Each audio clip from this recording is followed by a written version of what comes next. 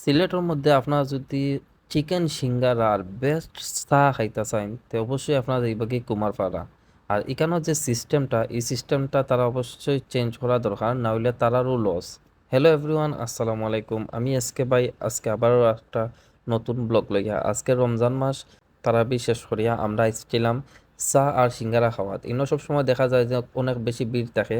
তো ভাবলাম যে ইনো হয়তো চা সিঙ্গারা মজা হইব, একদিন ট্রাই করা যায়।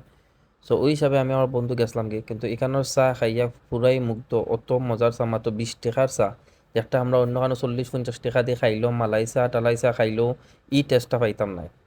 এখানের সিঙ্গারাটা অত মজা, 20 টাকার চিকেন সিঙ্গারা। আপনারা অবশ্যই ট্রাই করবা। আর একটা জিনিস যেটা তারা কইলাম যে তারা সিস্টেমটা চেঞ্জ করতে, কারণ তারাও লস।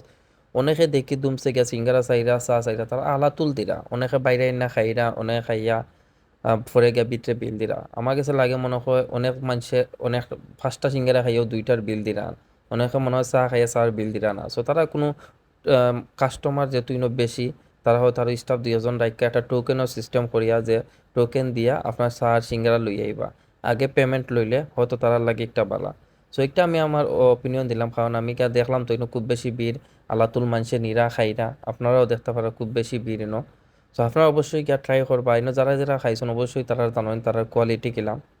তারা চা সিঙ্গারাটা খুবই অসাম, আপনারা একবার হইলেও গিয়া ট্রাই করবা। তো সব ভালো থাকুকা, ইনশাল্লাহ দেখা হইব নেক্সট ব্লগও। আসসালামু আলাইকুম।